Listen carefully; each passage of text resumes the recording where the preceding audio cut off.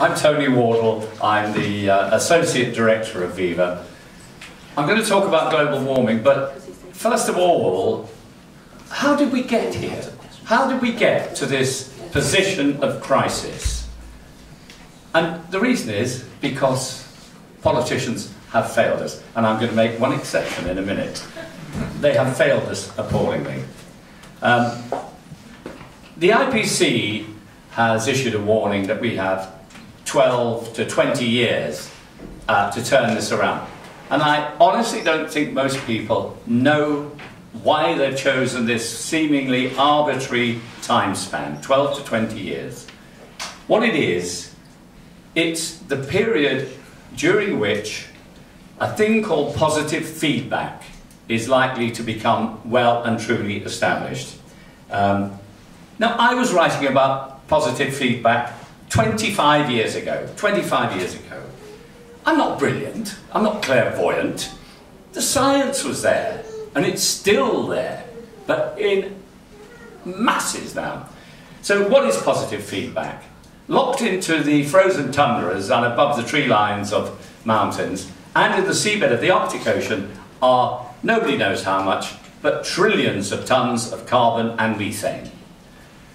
Global warming defrosts a bit of the tundra, and it's happening, it started, which releases a bit of methane and a bit of carbon, which floats up and increases global warming a little bit more, which releases a little bit more methane. And that is the process. And once it gets fully established, it's uncontrollable and unstoppable. Now, the science on it is all over the place, making various predictions. None of them are saying it's okay, though. They vary from this is very serious to this is catastrophic. And there is no, you just know it is a huge, huge problem. Why are we having this debate? Why isn't the government leading it? Well, as a journalist, I know full well the implications of using the word lie where defamation is concerned. They lie.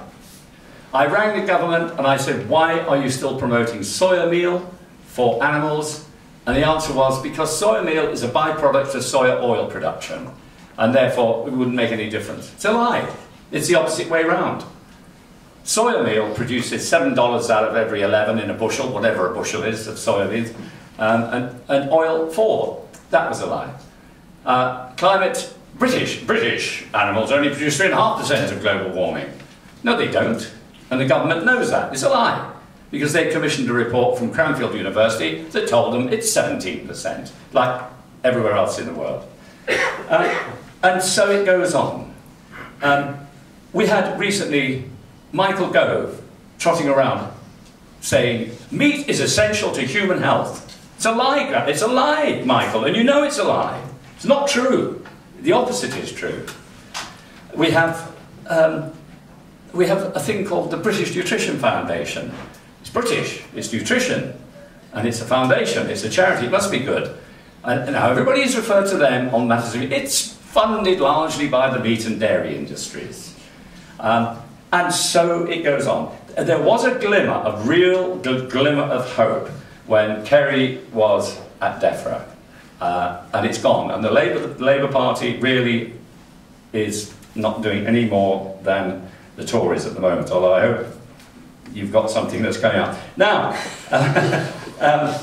when Joseph Poore produced his amazing piece of work, Claire Perry, who's a minister at the Environment, refused to endorse it. She refused to say whether she believed it.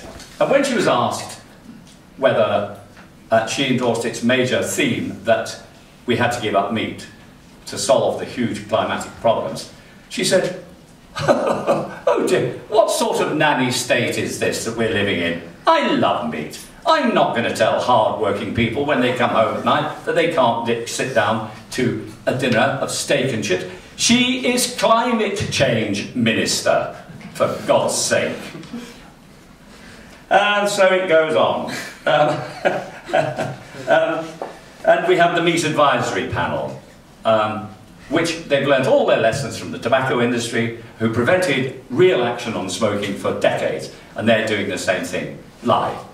lie after lie, meat is good for you, meat is essential, meat is healthy, while the rainforest burns and the earth staggers ever closer towards we don't know what entirely. But it's not going to be good. Thank you.